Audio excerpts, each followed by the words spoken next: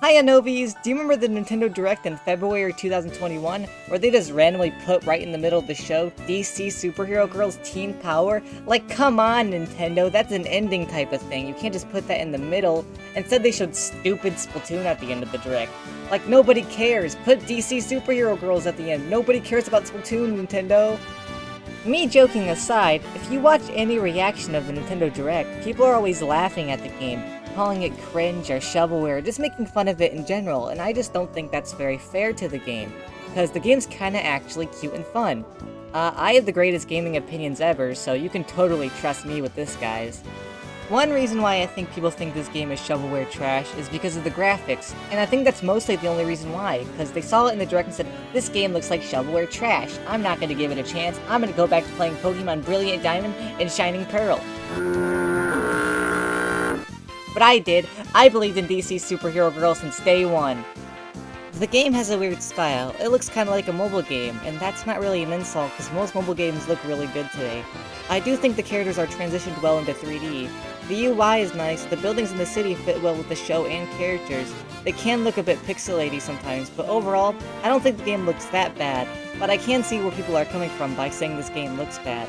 I feel like they tried a little too much looking like the show, and it just kind of like didn't work very well, but I think it's kind of charming. Oops! I keep explaining why people don't like this game. I'm supposed to explain why I like this game. So I will start off with the 6 playable characters. There's 3 heroes and 3 villains. These characters being Barbara Gordon, aka Batgirl, we have Supergirl, Wonder Woman, Catwoman, Harley Quinn, and whoever the hell this person is. She's annoying though. You know, all recognizable heroes. So in this cute and silly game, the story is a little lazy. So you gotta stop these robots that are going rogue. They're made by Lex Luthor, and they're trying to take apart Hobbs Bay that you and your group are trying to rebuild. So it's your job to go beat them up. There's also this guy called Toy Man. I know, how creative. And he creates toys. Oh no, how dare that guy! So you gotta punch the toys that have such creative names as Alex and Ben. It's a pretty simplistic story, but it's a kid's game. I also just like beating things up, so I don't mind the simplistic story.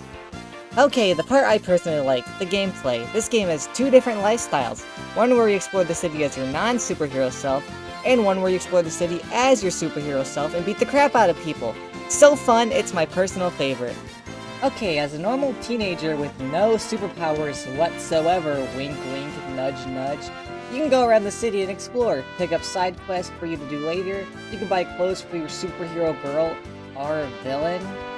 Actually, wait a second, why is this called DC Superhero Girls Teen Power when you plays the villains for like half of it? What the f***, Nintendo? Here, I made a better name for you. You can hire me later, okay? Hear me out. Hear me out on this one. DC Supergirls Teen Power. I know. I saved Nintendo. You can save your applause for the end of the video. You're welcome. You're welcome. What else can you do around the town? I mean, there's this VR guy you can go to and replay missions and explore around the city as your superhero self, but that's just replaying content.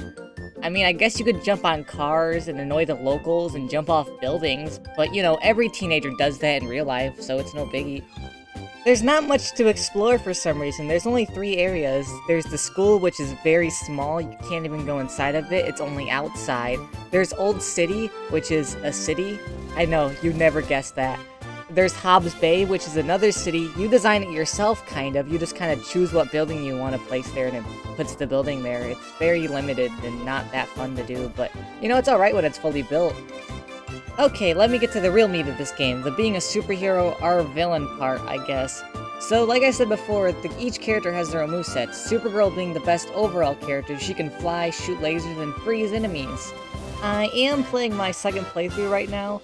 I really like Barbara Gordon, aka Batgirl, because she can jump on walls, glide, and grapple. I didn't like playing her before because I could just play Supergirl, which is more busted, but she is way more fun than Supergirl because of her movement options. You wanna know who isn't fun to play as? Wonder Woman. Wonder Woman is kinda lame. You'll never catch me playing as Wonder Woman. I mean, she could throw her shield, I guess, and use her lasso, but she's not as fun as the other 2 characters. She's not all that good either. Now, Harley Quinn is a great character.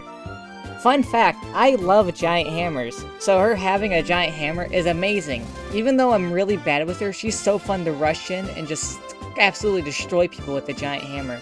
She also has a bomb and a gun. The bomb is really busted, and the gun is more like a party gun that shoots out confetti. I love characters with giant hammers. Thank you, Amy Rose, Cena from Xenoblade, and King Dedede, and now Harley Quinn. Catwoman is a kind of speedy character. She's fast and stuff. I never really played as her all too much. I only played as her to write the script. She has a whip power. It's just okay. And she has some weird laser cat speed thing. I don't know. She's fun, but not as fun as the other one. Apparently, the character I forgot the name to was Star Sapphire. Once again, I only played as her for this video, and I'm not gonna lie, she's kinda cracked. If she wasn't the most annoying character in the show, then maybe I would play as her more. But she's kinda busted. She flies like Supergirl, her attacks have range so you don't have to get hit out of your combo that you work so hard to get, which is awesome. Too bad she's annoying. Don't worry, RPG fans, you can bring up certain stats, like your smash attack doing more damage. No, that is not a Super Smash Bros. Reference. Please get off my channel if you thought that. You can also bring up your character's special skill stat, and you can bring up your HP stat as well. There is also a combo system. The more hits you get without taking damage will give you more coins and stars, which the stars are hard to get a lot, for me anyways. The combat in this game feels so good and snappy. I love moving around and hitting robots, even though some of the robots just hit me when I'm trying to hit them. Like, I don't know why they would do that. It ruins my combo, and then I get sad because I couldn't dodge the attack. But it's probably just because I'm really bad at video games. How dare they make me get hit in my video game? The combat is just brain-dead fun. Just smash buttons. Sometimes you do gotta think, though, when you're swarmed by robots. But yeah, it's just plain fun with your silly little characters. This game really isn't that bad. I wouldn't call it like an amazing top-tier game, but it's not as bad as what people think. And I think just by looking at it and maybe playing it for a bit, you could tell there's a bit of heart in this game. Sorry for hearing me ramble. Also, my voice has been really bad, doing this, so I'm sorry if I sound weird for half the video. Anyways, bye papaya, Novies.